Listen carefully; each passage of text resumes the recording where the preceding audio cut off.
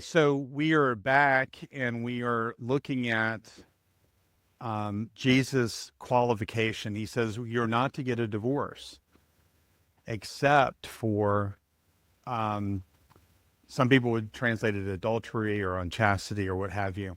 Now let's just play this hypothetical. What if Jesus said you cannot get a divorce, full stop? What's the problem with that?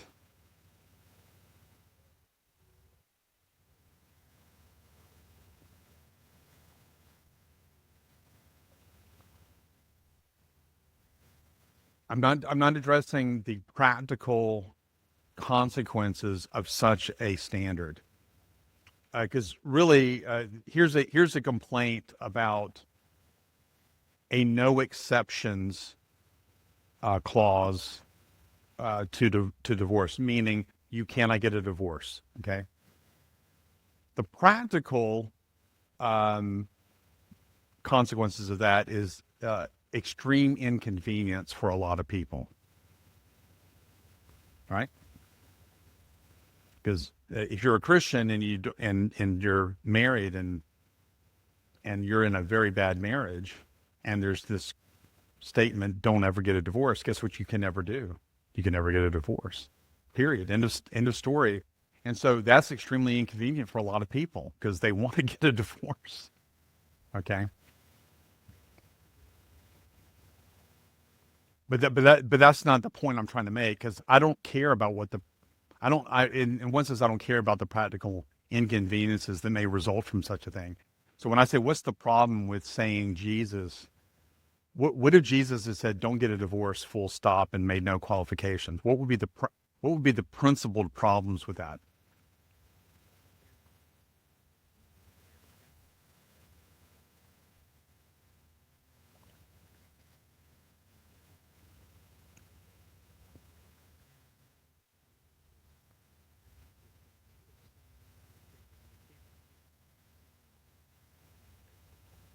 Hmm.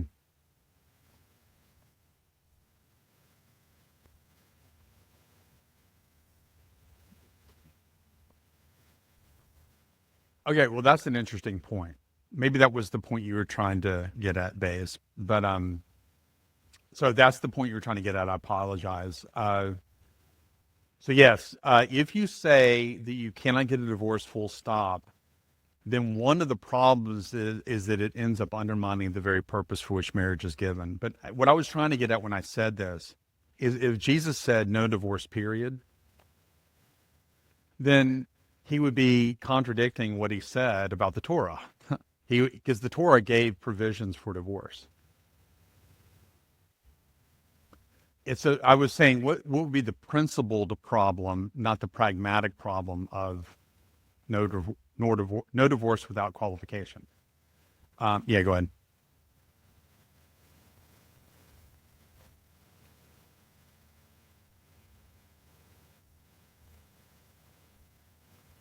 Matthew 19.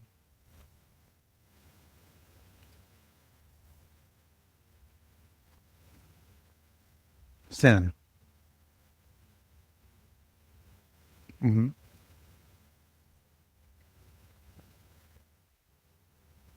That's correct. It is certainly not the ideal.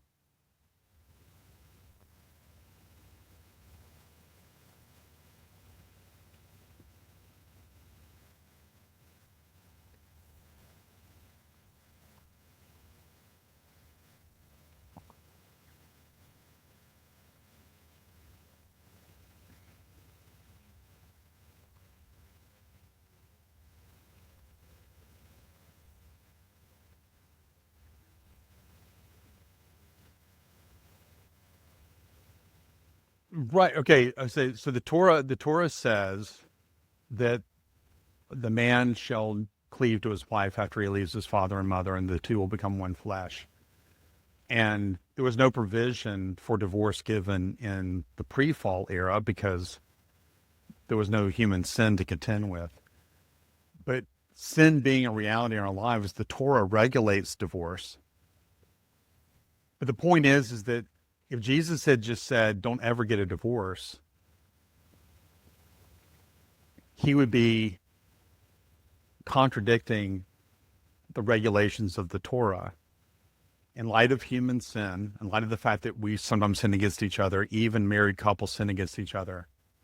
If there was no provision for divorce on Jesus' lips in any way, shape, or form, then he would be contradicting the Torah's provision for divorce in the commandments.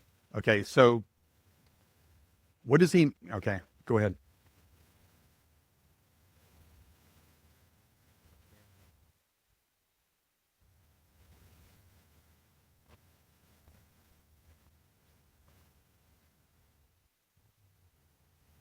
Mm-hmm. Right.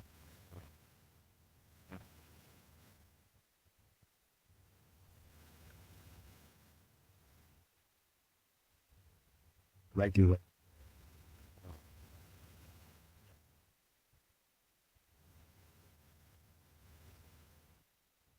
Well, there you go. It's like, no, yeah. So here I would reference a debate, and I always forget the names of the atheists, but these are biblical scholars. But Trent Horn and Gavin Ortlund, about a year ago, had a debate with two atheist biblical scholars, and one of them is an expert on the issue of slavery in the Torah. And it's really interesting. It was two Old Testament scholars debating two theologians that are their wheelhouse is not Old Testament theology. And Ortland and Horn held their own against them, and they leveraged Matthew 19, where Jesus says why divorce is given. It was given for sin, and they leveraged that point to say something similar about slavery.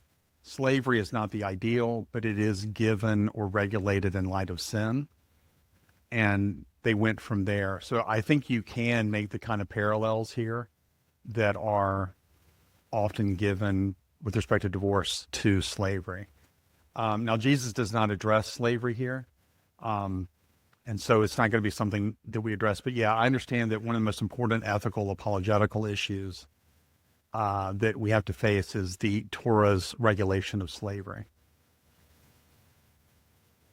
And in the New Testament, the statements that Paul gives in Philemon, notwithstanding, there is a general assumption in the New Testament that slavery is a reality that we deal with, and it does not outright condemn it.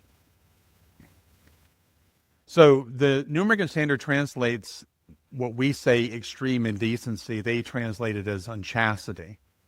The Greek word here, found also in 19:9, Matthew 19:9, is porneos. Now, most of you can probably see that that's where we get the word pornography from. And while it does denote the notion of sexual immorality or unchastity, like an extramarital affair, it connotes much more, for it includes what we might refer to as extreme or extremely indecent behavior, wherein a man or a woman has brought extreme pain or even shame upon his or her spouse. This, of course, does not mean that just any behavior that is not liked or is offensive to a spouse counts. A person is not justified in getting a divorce simply because he or she no longer likes or even loves his or her spouse. By the way, the modern world will say that about divorce. They'll say, well, do you love him still? Oh, you don't love him? Then I guess you can get a divorce. That doesn't justify a divorce. And it doesn't justify divorce for two reasons. One, the Bible does not allow that. But two, the modern world equates love with a feeling.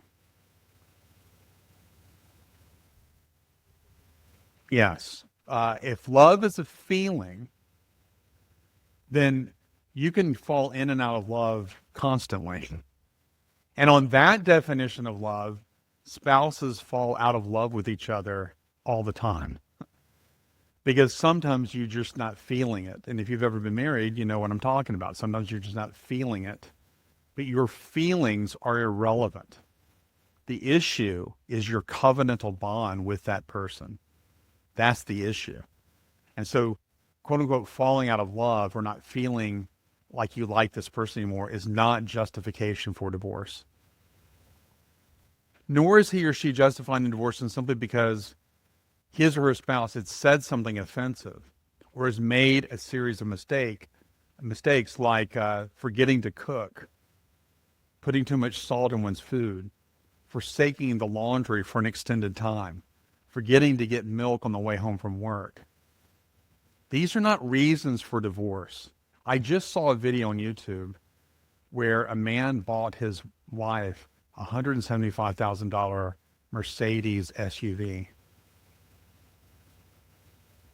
And she gets in the car and then she starts crying. And why does she cry? Take it back. It's the wrong color. Okay, now what she did, some people are like, well, that's divorceable. That's a divorce. But what she did was she actually brought disrespect. And they were filming this as a family thing. There was another person in her vicinity, and she brought shame on her. She disrespected her husband from another person. Okay? And by the way, the title of the video is "This is Why You Shouldn't Marry a Modern Woman." So this is a generalization across the board. Modern women are not marriageable material because this is how they respond to the gifts you give them.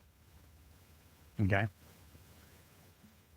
Every single one, down to the last one, it's just not marriageable.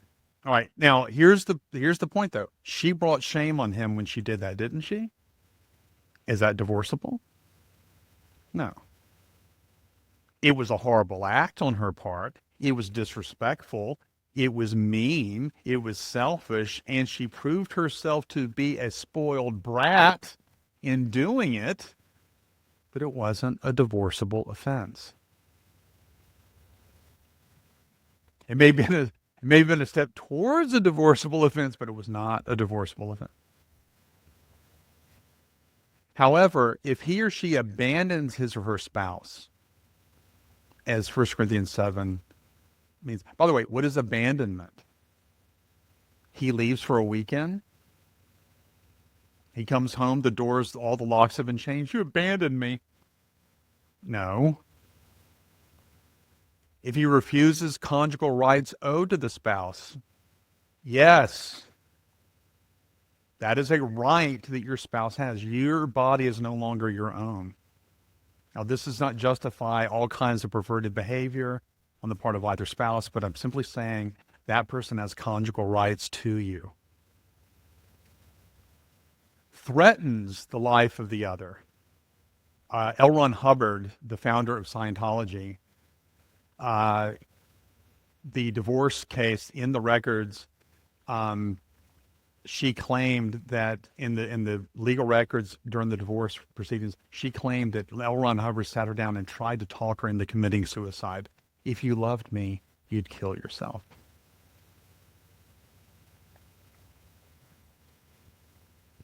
That would be a divorceable offense right there. Or you threaten the life of your children. Or obviously if you physically abuse this person. If the woman physically abuses the man. Did y'all know that I think I might be off in the statistics, so take these with a grain of salt, but it's something like 23% of marriages involve physical abuse of the man against the woman. It's something like, it's like a percentage less women physically abusing their men. These often go unreported. I'm sorry? Is 1 percentage point less, yeah.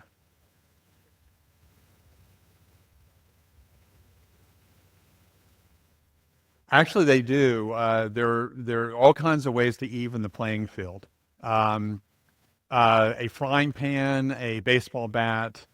Next thing you know, you're just as hurt. And there are women that physically abuse their husbands. Or even engages in constant and extreme verbal abuse or verbally abusive behavior towards the spouse or the children, is engaged in illegal behavior or is convicted of a crime or brings the family to financial ruin. These would be extremely indecent behaviors. And some of these are borderline and some of these are not, but these could lead to justifiable divorce. As such, a believing husband or wife is warranted and therefore morally free to seek a divorce from his or her spouse.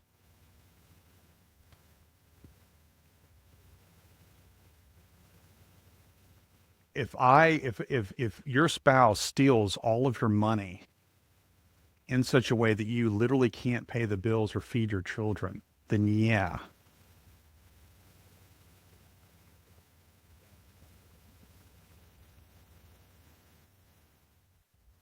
Yeah, absolutely. Guy goes to Vegas and puts his mortgage down on the table. That is a form of abandonment. And that is extremely indecent behavior and horribly. It's a moral abomination for a man to do that to his family. Yes. If it's morally justifiable, and as I point out here, a logical entailment to this principle is that the offensive party in the divorce has no moral right to remarry. So let's say you have a situation where a man has an affair. Okay, he commits adultery against his wife.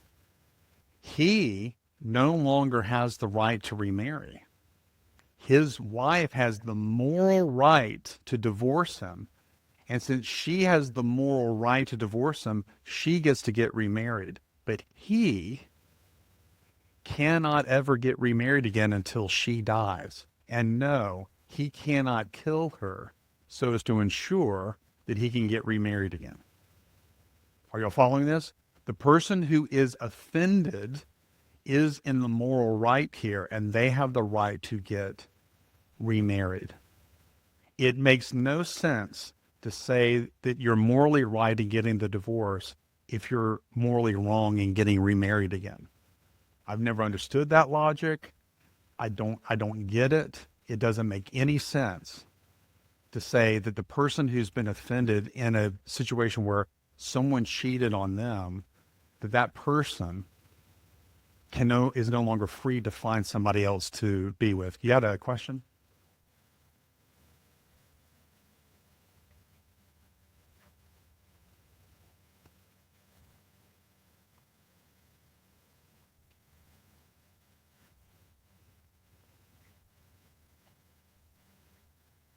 He's been abandoned by her because she immorally and unjustifiably divorced him, and therefore he is free to be married. She is committing adultery by getting married.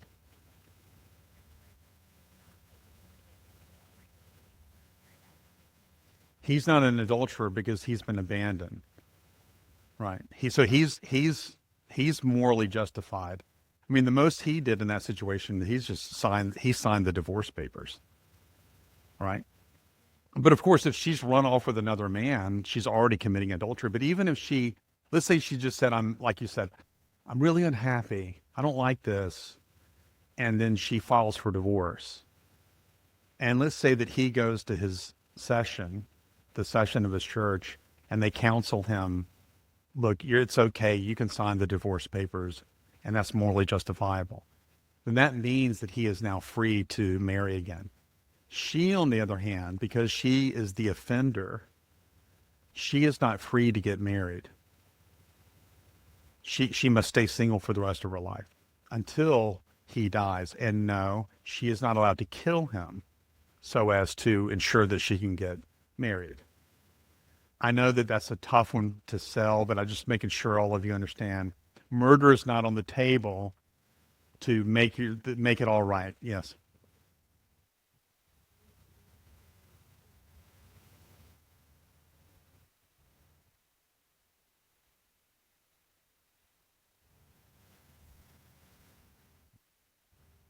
No, the abandonment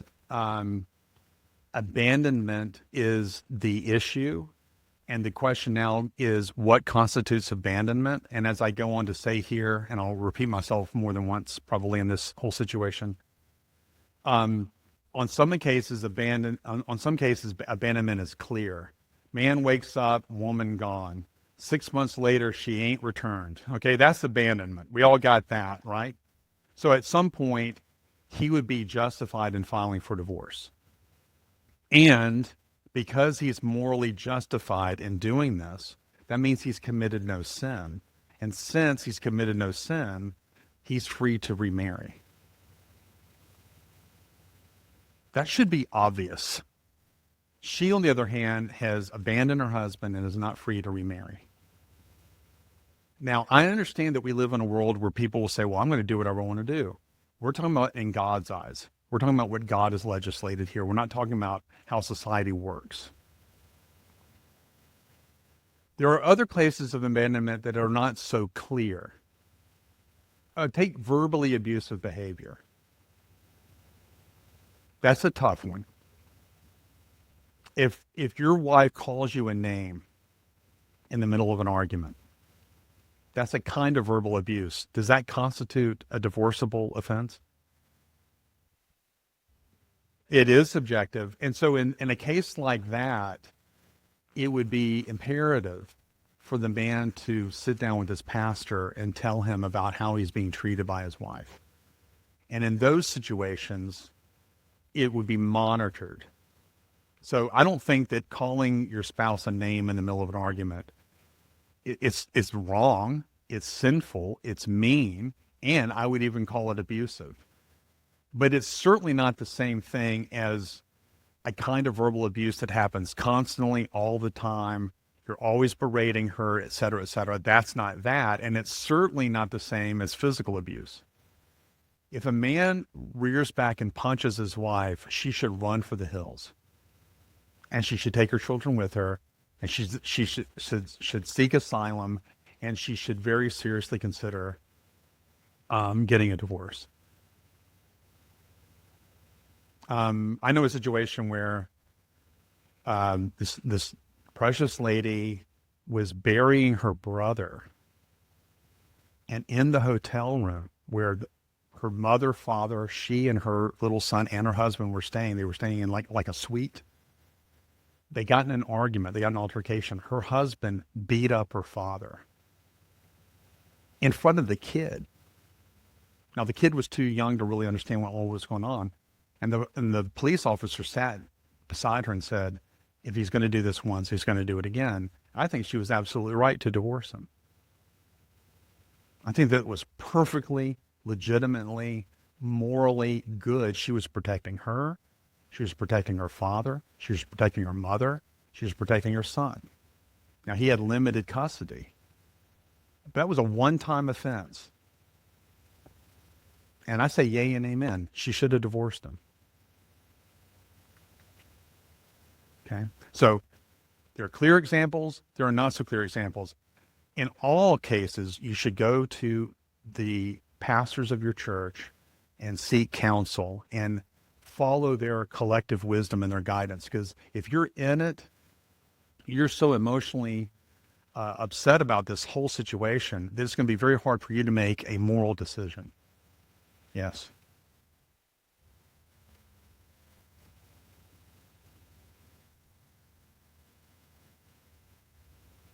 Say it again.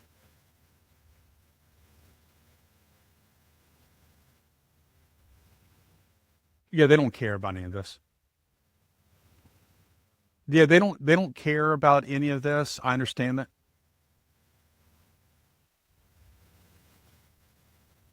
Okay, so that's a very, very good question. So let's say you have a situation where a man is married to a woman. He's a total pagan. He doesn't care about sexual morality or anything like that. He has a string of affairs, and she was distraught and she divorces him. And then let's say that this man, he's not a Christian yet, right? But he finds a woman, he decides to marry her. Okay, so now we got a problem, right? So then he gives his life to Christ. Now, this woman that he's married to has been faithful to him for, ever since he's been married to her. And he's been faithful to her at least since he's become a Christian. Let's just say something like that. And she may have even seen his faults, and she's stayed with him anyway. Okay. So he comes to Christ as a married man. Should he divorce her? Should he annul the marriage? I would say no. I think he should stay married to that woman. He's only going to compound the issue if he tries to make some new arrangement. by annulling the marriage or divorcing her to go back to his spouse that he betrayed or anything like that. So I think that the situation that you're in now is the situation you should stay in if you're married. Now, if the other thing you have to understand is, let's say that you're a spouse and your wife or your husband cheated on you, and then you forgave them. Well, guess what? You can't later use that as a reason for divorce, unless there's another affair that follows. But I'm talking about, let's say that 2 years later, you're just really unhappy with this person. And in front of the pastor, you say, and she had an affair on me. No, wait. Whoa, wait. You forgave her of that when that happened. So, for any spouse that has been cheated on, I would say you should go stay with your mother or father for a season, say a month, and sort it out in your mind as to whether you want to reconcile with this person or not. And you can forgive someone without ever trusting them again. And so sometimes forgiveness means I got to just leave this marriage. And then what you do is you treat that person civilly and kindly every time you see them. You try not to just run them over in the divorce. There are things you can do to exemplify Christ-likeness even in the midst of a divorce that's justifiable. Are y'all following me? You can actually act like a total pagan in a justifiable divorce proceeding where you're sinning in the midst of the divorce. I'm going to take him for everything he's worth. No.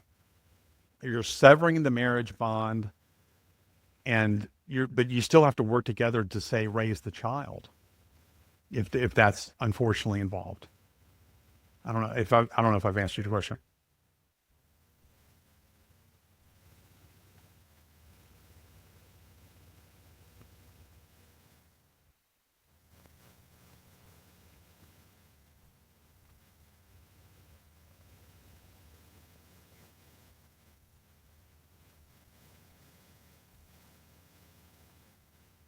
Mm-hmm. I'm sola scriptura, so yeah,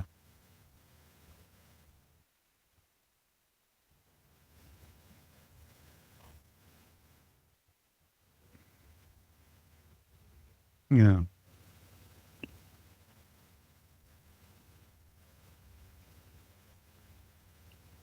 extreme indecency. I always look at stance of people who say, well, the English says this and this is what it means. So sola scriptura means that the authority of the Bible is absolute, but it's the authority of the Bible as written in the original languages. And so when you engage in exegesis of the text, you have to look at the historical background to it as well as the grammar. This is called historical grammatical exegesis. And it just means that I'm deriving the text from its intended meaning in its original context. And I'm taking into account the broad range of the meanings of words, like the word pornea. The word pornea had the range of meanings that I'm giving to it. And if you don't interpret pornea the way I'm interpreting it, you run into a problem because Paul is purportedly getting his teachings about divorce from Christ, but he uses the word abandonment. Well, how did he derive that from Christ's words unless pornea has the range of meanings that we're talking about?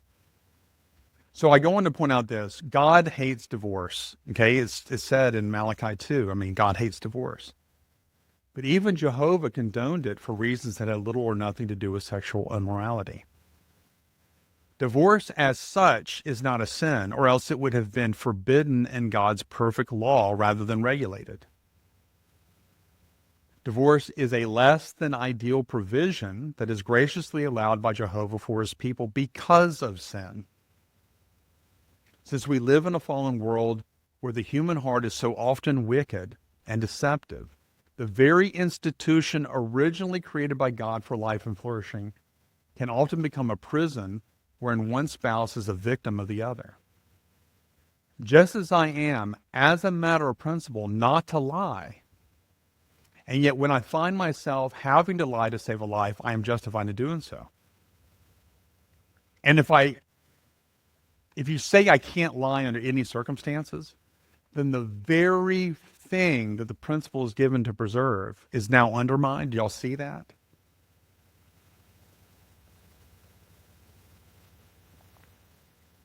So also a husband or a wife, as a matter of principle, is not to divorce. And yet when a husband or a wife finds himself or herself in a marriage where the spouse is an adulterer, an abuser, or is engaged in some other type of extremely indecent or shameful behavior, then divorce is warranted. Indeed, the whole point of a moral principle is to preserve and protect our highest values. Whenever following such a principle ends up undermining the very values the standard was given to preserve in the first place, then one must, or at least one is allowed to do so, not to follow the stated moral principle for the sake of the higher value or law. In some situations, as in adultery, divorce is clearly a moral option for the Christian.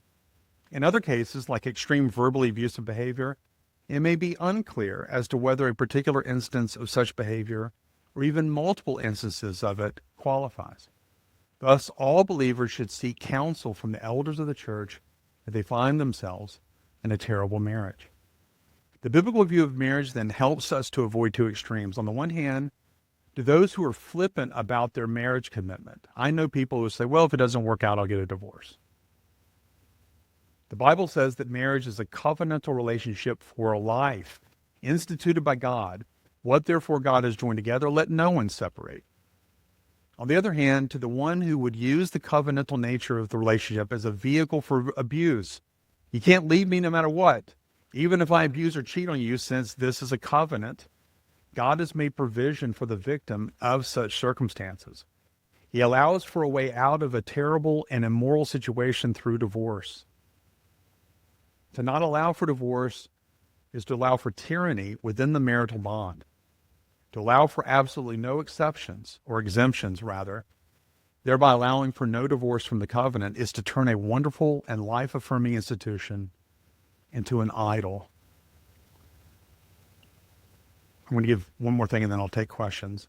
Finally, by translating porneia or pornias as extreme indecency, we are at best capturing the very law Jesus is discussing in this discourse, which allows for divorce if a man finds some indecency in his wife.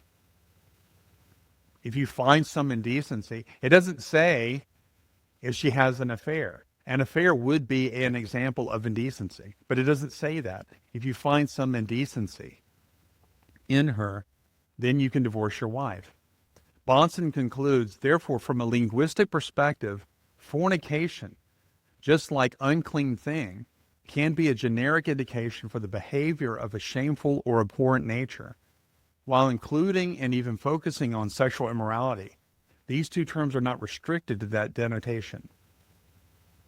This is evident from a theological viewpoint as well. Fornication, which Jesus taught to be the sole ground for divorce, must be inclusive of desertion unless you wrongly assume that Jesus and Paul can contradict each other. For in 1 Corinthians 7, Paul establishes desertion or abandonment as a legitimate cause for divorce. We must conclude then that fornication and indecent thing are similar expressions being coextensive in application and denoting unclean behavior of an inordinately immoral nature. When Jesus says whoever marries a divorced woman commits adultery with her, he is presupposing, of course, that the hypothetical woman who committed the divorce did so for unjust reasons. Indeed, those who divorce for justifiable reasons are again free to remarry. As an aside, both Bahnsen and Rushdoony had very challenging marriages. Bahnsen himself, his wife committed multiple affairs on him, and that marriage ended in divorce. Rushdoony was the victim of much verbal and I think physical abuse. And she actually they put her in a home, and he tried and tried and tried to reconcile with her, and finally ended up getting a divorce to the relief of his own children. And Rushdoony, I don't agree with his theonomy, of course, but this is a very honorable man. Bill Gothard, do y'all know who Bill Gothard is? Bill Gothard used to teach a series on marriage and all of that stuff, and people back in the 70s and 80s flocked to him for instruction. It turned out that he was exposed a few years ago as a charlatan, sexually abusive of women and things like that. But Gothard wanted to take Rushdoony's teachings and promote them. And because his ministry was making a whole lot of money, Rushdoony he stood to make tons and tons of money on this. All Rushdoony had to do was change his words about divorce in his Institutes of Biblical Law, and Rushdoony wouldn't do it. And I actually like that about Rushdoony. He showed that he was a scholar and a gentleman and a man of integrity by sticking to his guns here. This was his principled position. And just because you have, so Gothard had this very strict interpretation of divorce and ends up being a sinner in that area. And Rushdoony actually had a very particular understanding of divorce that allowed for a broader range of justifications for divorce. And yet it was like a decade or more before he finally relented and divorced his wife for various reasons. He was not wanting to do this. So just because you have this view of divorce doesn't mean you're going to be very eager to get a divorce. That's a fear that a lot of people have. Anyway, I'm going to open up for questions. You had a question.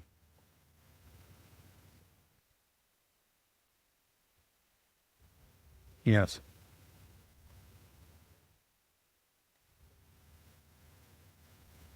Hmm.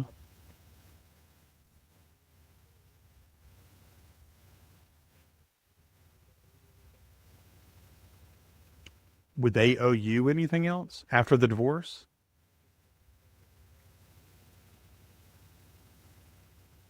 Um, well, I mean, if you commit adultery and you are unrepentant of it, then you get excommunicated from the church and you are thereby cut off from the sacrament. Now, in the Old Testament, you got the death penalty. So there are other punishments that come along with an unjustifiable divorce. Um, Now, if you're repentant, you still have to live out the rest of your life as a single person. And that has, I mean, that's not, people say, well, that's just, if you're used to being married and the benefits that come with it and you end up getting a divorce, some of the most depressed people on the planet are divorcees. And if you're a woman that's gone through an unjustifiable divorce, you're now you are solely responsible for your economic um, or financial security. And that becomes extremely challenging for women as they enter into their elder years. So it's a great benefit to women that they may have a loving spouse that takes care of them or works with them to take care of themselves into their old age. You've lost that benefit, and that's huge. And if you're not morally justified in getting remarried, then your only hope at that point is to plead the church to maybe help you or to depend on the government safety nets, which all of us know are not that safe.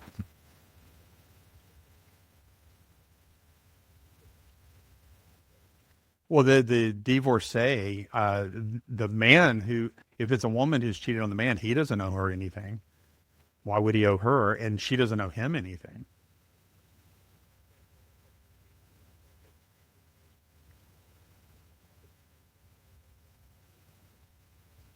Alimony? Why would a man who's been cheated on owe her alimony? Now, I know that a human judge may do that to the man, but I'm just talking about morally speaking.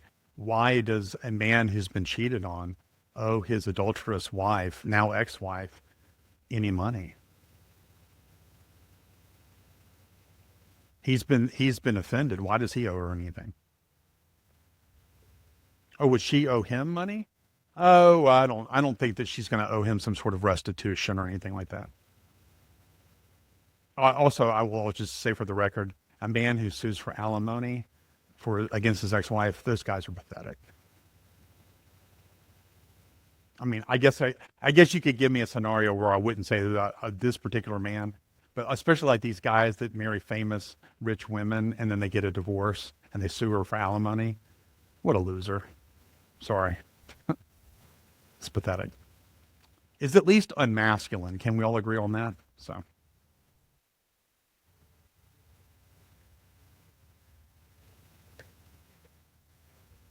Yeah. That's really what you should dwell on. I really screwed this up.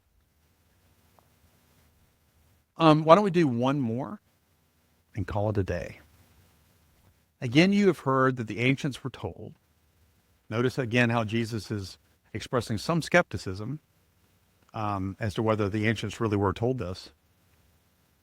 Again, you have heard that the ancients were told, "You shall not make false vows, but shall fulfill your vows to the Lord." But I say to you, make no oath at all, either by heaven, for it is the throne of God, nor by the earth, for it is the footstool of his feet, or by Jerusalem, for it is the city of the great King. Nor shall you make an oath by your head, for you cannot make one hair white or black, but let your statement be yes, yes, or no, no. Anything beyond these is evil. Okay. So this is a commandment against swearing an oath. Now, is that what Jesus is doing? He's saying you cannot take an oath. If you believe that, if you believe that, then Jesus is contradicting himself, since he just endorsed the institution of marriage. Marriage is an oath that you take before God and your spouse. I will love you until death do us part. And so if you think that Jesus is saying you cannot take any oaths whatsoever, you believe that Jesus is contradicting himself. Marriage involves, among other things, an oath before God that both the man and the woman will love and honor and serve one another until death separates them. Also, Jesus consents to the oath form of asseveration while claiming to be the Son of Man before the high priest. In other words, all your testimony in a court of law is a kind of oath. I swear before heaven that the words I'm about to give are true. And when the high priest says, "Are you the Christ, the Son of the living God?" he is assuming an oath-taking stance when he gives his answer. Again, Jesus is not condemning any and all vows and oaths. He is addressing oath-taking in one's day-to-day life. I swear to God, I'll do my homework tonight. The Jewish leaders of his day had gotten into the habit of swearing by something less than God, the heavens, the earth, the temple, in their daily commerce and interactions, thereby avoiding taking God's name in vain if they broke the vow. This common habit of oath-taking, often with no intention of keeping the promise, led to a general lack of trust between the people, especially regarding their leaders. I know we live in a day where we all trust our leaders because they're so worthy of our trust. But in those days, believe it or not, they just didn't trust their leaders. Why? Because many of them would do this sort of thing. I swear before heaven that I will fill in the blank, and then they would never do it. Jesus is saying that this form of casuistry is fundamentally dishonest and even irrational. Irrational since God is sovereign over all. And so to swear by something in creation is either idolatry or fails to appreciate that it is God who sanctifies it. Either stance being blasphemous. Right? If you are swearing before the temple, by the temple, I swear I will do this for you, and you don't believe that God has sanctified the temple, and it's just a created thing, and it's not all that awesome, and therefore swearing by it, if I break the vow, doesn't blaspheme God, you're committing another kind of blasphemy. You're worshiping the creature rather than the Creator, who is blessed forever. On the other hand, if you agree that God has sanctified it, you are still blaspheming God, even if you don't use his name. It is dishonest since taking a vow you intend to break is nothing short of a lie. That is bearing false witness. Oaths in public matters like marriage, court, public office oaths, ordination vows are reasonably expected among citizens as a means of holding those who enter into the covenant contracts with others accountable. The follower of Jesus should be someone of such integrity that even public oaths are unnecessary, and yet as a person of honor, he or she does so to give assurances to the general public that he or she will fulfill the duties of the office or institution he or she is entering into with honor. That said, the follower of Jesus is to be a person of his or her word. Let your yes be yes and your no be no. If your employer says to you, will you go do this thing, and you say yes, then you should go do it. And if you fail to do it, it should not be for a lack of trying, and you should do everything you can to make amends for not having done it. I'm an airhead. I forget things all the time, and this is a sin I've had to struggle with. And so I'm constantly having to write things down, and I'm constantly going to people going, okay, I'm about to do it. I'm done. I'm that guy, but I do it. And this is something I've worked on. So I'm trying. Maybe you don't have the procrastination, sinful disposition that I have, but I procrastinate. And these words have therefore been very convicting to me. I need to say, let my yes be yes, my no be no, and go do it. To take an oath or a vow about the mundane affairs of life is neither moral nor reasonable. For if you're going to keep the promise, why make the oath? And if you're not planning on doing so, why blaspheme God? You've ever heard the phrase, you protest too much? If someone's telling you just a story and it doesn't really mean anything, and they go, I swear to God this happened, that's actually a reason to doubt it. Okay. I think we're going to do the eye for an eye starting tomorrow. And there's actually a very interesting take on that a lot of people don't appreciate. And the turning of the other cheek, is that a recipe for being a doormat for Jesus? All that stuff will be addressed tomorrow. We are knocking on 12 o'clock, so why don't we go ahead and close in prayer and go have lunch. Heavenly Father, we are so